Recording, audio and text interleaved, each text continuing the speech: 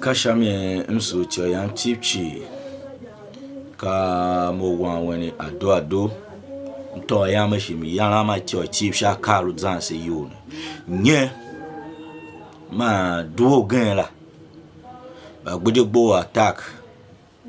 kiwa dadu wa shojo hwa police hwa yule vitrata villagers atrata shi vindaye siti azashin uke shi ba kangen ya we zada kura yombaraga kinye no gen la we attack yellow water we na the yellow water ruwa se wan gbane chocho akwa mi ra nge sha hu be hen paga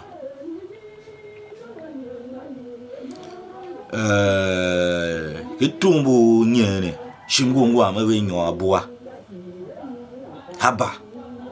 haba ti sinidum derin ti sinidum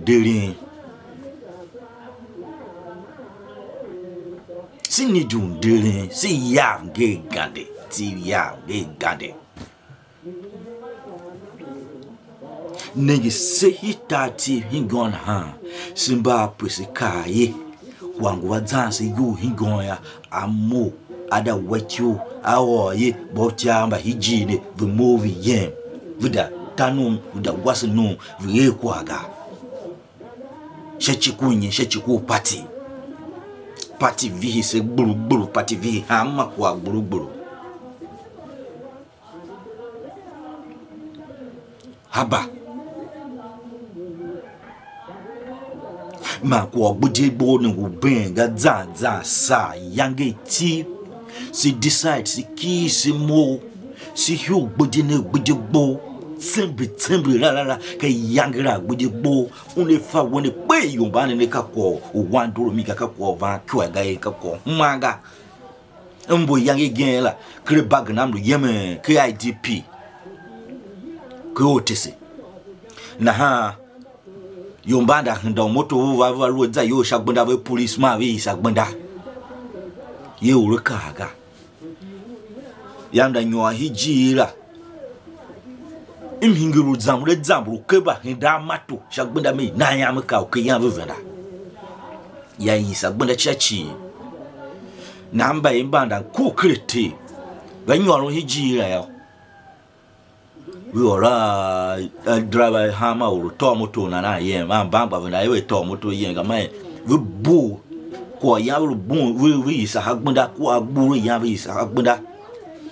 uke ba isa hagbunda hibenwe he bagna ye uru kaga so mba ya bu gbuna ne ya wo ai mo to moto wa mo karami up top car eni kwa yanru hijira chi yehi kwa gbuje ka puku ya we sale ya una to moto na usami be ya ru vinda yewe zama mo ngane ki ye ba hi gbuje we na ya we fa ye pe kwa ngova hijine yamba imbra gbemba pa yu gbuje yumba ne ya yumba sale mi ya to moto ya ngo usa moto he alo se ti so hin kwa ya first si nidu udon kri IDP mba ni nisha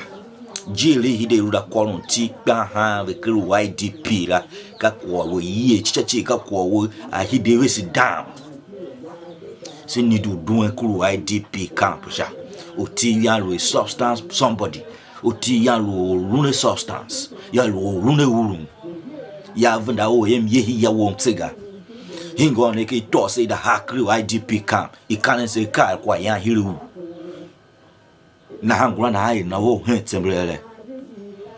anywhere uru ngwa message ni chi ya hi IDP camp penirura ni nidu hinu forming kwa ni hidu hi kwa hijira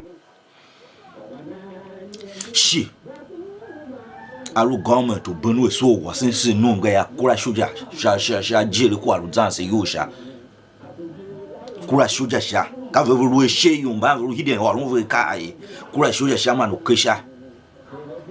da se fakwo se pase yo shimba yeti mba yesu mba vuru kwa ya it is high time ni hi operation bounty sha any oro gbede gbori wachi yo place bounty sha choki oro gbede gbori waya ali wo gbede gbo na ha ya mba yitimba borokwa idukwa ina ori wara ina sha choki ori iwara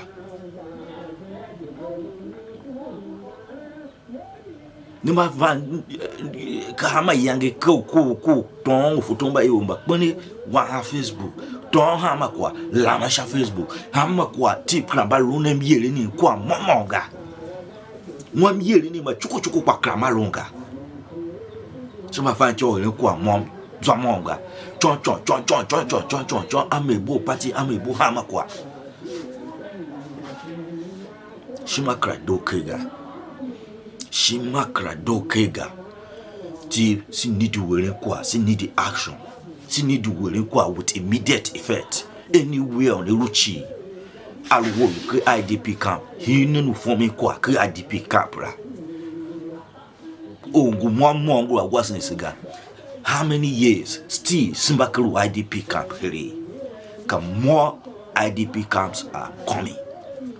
I don't see even kwa IDP camp kaya ikura se na ide ha iva soja ba ve yiri ndi won pa ma se karen se kwa ya sha o ai ni no hun kwa an o to o ti yan gbodi vange ga gbodi we sha vange ye ka kuru suru am jini ka kwa yan bro mi ki yo jini ka tum suru wan jini kwa la krango ga Shachuku party. Sinde ne. Hama community nidu hin kwa. Alu ka nyola woga pa hiwele kwa wan yoken. Alu trust ne hama kwa shakevi ato. Tofa hama wan ye hi yana. Hama kwa chi hi kwa ya omomo na de undu to kenyaga. Trust ne hama kwa hakevi ato. Na ha se pasi ne kwa yo yesi sinengi za kurela haba ka shami emso janti shi mai vi him ke ma la kwa gbon mo langa dem de na ha